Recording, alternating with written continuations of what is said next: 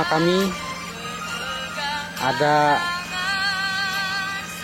Pak Asep Suhendra dari Laboratorium Kesehatan Ikan, ada juga Pak Jailani,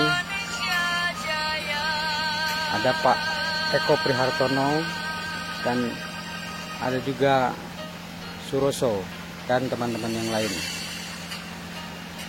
Untuk lebih jelasnya, mari kita lihat proses vaksinasi ikan tersebut. Sebelumnya kami akan meminta keterangan dari Pak Asep Suhendra. Pak Asep, ya. Sebelum kita melakukan vaksinasi ikan ini, apa sebetulnya arti dari vaksinasi ikan tersebut?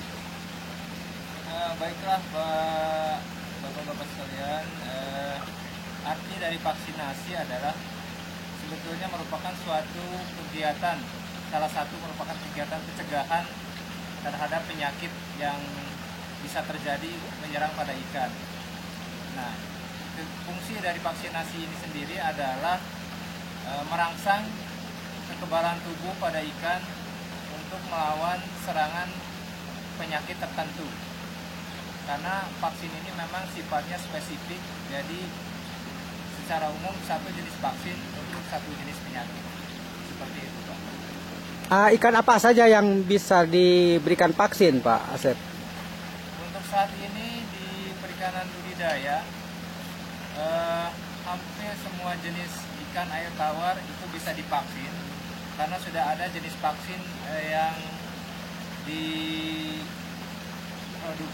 untuk melawan atau mencegah terjadinya serangan penyakit Aeromonas hydrophila. Jadi untuk ikan air tawar ini biasanya bisa diaplikasikan pada ikan mas, ikan lele, ikan patin, ikan gurame, termasuk juga pada ikan hias seperti itu. Sedangkan untuk yang di ikan lautnya itu juga ada seperti kerapu, kakap, itu juga sudah diproduksi jenis vaksin yang bisa mencegah terhadap serangan penyakit, misalkan Streptococcus, seperti itu, Pak. Program vaksinasi ikan ini sudah disebarkan ke masyarakat. Kalau boleh tahu di mana saja yang sudah melakukan vaksinasi ikan ini, Pak Asep? Ya, pada sejak tahun 2012, Direktorat Jenderal Perikanan Budidaya melalui Direktorat Kesehatan Ikan dan Lingkungan telah melakukan suatu program berupa bantuan vaksin dari berbagai jenis vaksin yang ada di Indonesia, antara lain untuk Aeromonas, Streptococcus, KHP, dan lain-lain. Itu telah didistribusikan hampir ke seluruh provinsi yang ada di Indonesia, yang mana pendistribusiannya itu juga melibatkan UPT pusat, dalam hal ini UPT teknis, sesuai dengan wilayah kerjanya. Dalam hal ini Sukabumi telah mendistribusikan vaksin dari Direktorat Kesehatan Ikan dan Lingkungan ke wilayah Jawa Barat, Jawa Tengah, dan Jawa Timur, dan akan nanti diteruskan ke masing-masing kabupaten dan kotanya, Pak. Selanjutnya untuk program ke depan bagaimana tentang vaksinasi ikan ini? Vaksinasi ikan merupakan salah satu program yang sangat potensial, di mana dikaitkan dengan larangan penggunaan obat-obatan antibiotik, kaitannya dengan pencekalan ya produk yang mengandung residu ke Eropa. Dan dalam hal ini sangat strategis karena memang negara Norwegia yang merupakan kiblat dari vaksinasi terbukti telah menunjukkan bahwa perikanan budidaya bisa tetap meningkat meskipun tidak menggunakan antibiotik dan didukung dengan program vaksinasinya seperti itu. Ya, terus respon masyarakat atau para pembudidaya sendiri seperti apa, Pak Asep?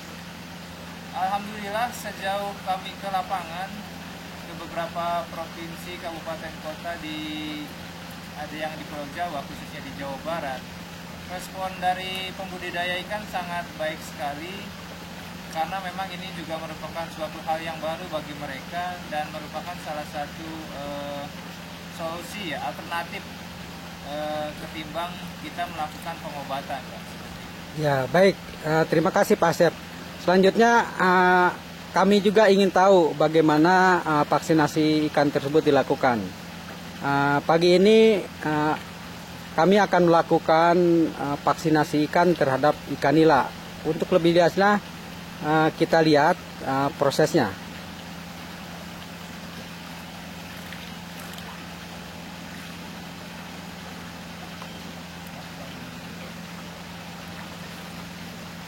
Inilah kami akan melakukan vaksinasi ikan. Yang pertama langkahnya seperti apa Pak Asep? Yang pertama, Prinsip dari vaksinasi sendiri adalah yang pertama bahwa ikan yang harus divaksin adalah ikan yang sehat. oh iya, Ini untuk menghindari kesalahan prosedur. Jadi tidak boleh ikan yang sakit kita vaksinasi. Justru ikan yang sehat kita vaksinasi, karena vaksinasi memang merupakan langkah pencegahan. Yang kedua, bahwa harus diperhatikan persyaratan umur ya, umur, bobot sesuai rekomendasi dari masing-masing produk vaksin. Yang ketiga, dalam prosedur vaksinasi, karena memang setiap vaksin mempunyai ketentuan sendiri-sendiri, kita harus mengacu kepada label vaksin yang digunakan. Sebagai contoh, untuk vaksinasi streptococcus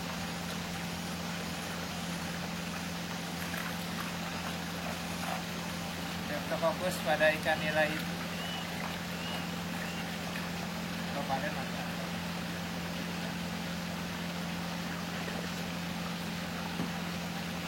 Alen. nah ini langkahnya Pak Asep ya. Yang pertama langkahnya seperti apa dulu? Kita mengisi, bisa menggunakan injektor, automatic injector seperti ini, atau squid suntikan yang sederhana seperti ini. Kita isi ke dalam squidnya, ke dalam injeksinya. Setelah itu kita ambil, nah, seperti ini contohnya, ikan yang sehat, nila yang kita akan suntikan. Lalu kita suntikan sesuai petunjuk label yang pada vaksin, karena di sini direkomendasikan penyuntikan secara intraperitoneal, yaitu melalui rongga perut. Maka kita suntikan ke bagian rongga perut, lalu kita suntikan sesuai dosis yang disarankan. Dalam hal ini adalah 0,05 mili per ekor ikan. Setelah itu untuk mencegah terjadinya infeksi di bagian bekas luka, kita oleskan sedikit larutan desinfektan. Dalam hal ini kita bisa menggunakan larutan iodin. Jadi setelah itu ikan bisa dikembalikan lagi ke tempat pemeliharaan semula. Ukuran mana saja yang bisa dilakukan untuk vaksinasi? Secara umum memang setiap vaksin mensyaratkan ukuran atau bobot, termasuk juga umur. Dan secara umum yang saya ketahui biasanya itu mensyaratkan minimal umur ikan 3 minggu secara umum yang bisa dilakukan mulai vaksinasi. Sedangkan untuk jenis vaksin yang lain seperti Aeromonas itu bisa diaplikasikan melalui cara perendaman, penyuntikan, dan juga melalui pakan atau oral. Di antara cara-cara tersebut, cara yang praktis, cara apa yang mungkin bisa dilakukan lebih praktis di para pembudidaya gitu? Ya, memang berdasarkan kondisi di lapangan, yang paling kami rekomendasikan adalah teknik vaksinasi dengan metode perendaman. Karena di samping aplikasinya sangat mudah, resikonya juga relatif lebih kecil. Bisa di lain itu untuk produktivitas vaksinasinya juga bisa dalam waktu bersamaan singkat, bisa dalam jumlah yang sangat besar, sehingga nanti produk benih yang sudah divaksin ini akan lebih memiliki keunggulan dari sisi daya tahan tubuhnya terhadap serangan penyakit tertentu. Oke Pak Asep, bisa dicontohkan dari awal tahapan dari vaksinasi ini, mulai mengambil obat, kemudian mengambil vaksinnya sendiri, Pak Asep, biar lebih jelas lagi dilihat oleh para penonton. Baiklah, yang pertama-tama akan saya perkenalkan bahwa untuk vaksinasi penyuntikan itu bisa menggunakan alat seperti ini yang memang sudah lebih efisien dan efektif, yaitu automatic injector. Tapi sekiranya kita tidak memiliki alat ini, kita bisa menggunakan alat yang cukup sederhana seperti ini. Alat suntik Ya, alat suntik biasa. Jadi kita sesuaikan dengan ukuran ikan yang akan kita suntikan. Untuk ukuran ikan yang kecil, kita bisa menggunakan yang volumenya 1 mili.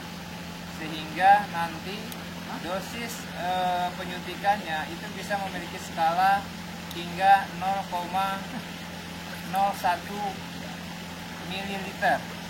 Nah, setelah kita siapkan ini, kita suntikan ke bagian vaksin, lalu kita sedot.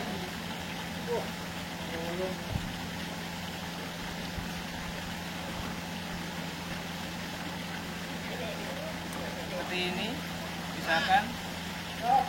Dan yang perlu diperhatikan juga adalah bahwa vaksin yang masih digunakan ini harus dalam kondisi tetap dingin. Ada cool box yang kita bawa di sini dengan es pendinginnya, ice pack seperti ini. Dan perlu kita perhatikan bahwa di dalam larutan vaksin yang ada di dalam squid atau jarum suntik ini harus tidak memiliki gelembung udara, karena itu dapat membahayakan apabila disuntikan ke dalam tubuh ikan. Setelah ini siap, maka kita bisa mengambil ikannya.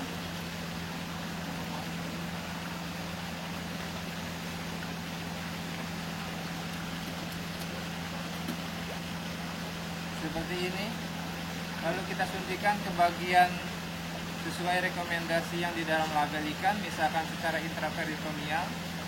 Kita suntikan secara perlahan dengan sudut kemiringan kurang lebih 30 derajat, tidak vertikal seperti ini, 30 derajat saja.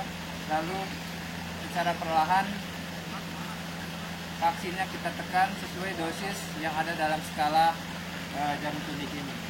Dilanjutkan untuk mencegah terjadinya infeksi, kita berikan larutan iodin sebagai desinfektan seperti itu. Setelah ini ikan bisa kita kembalikan ke tempat pemeliharaan. Ya, cukup sederhana sekali ya.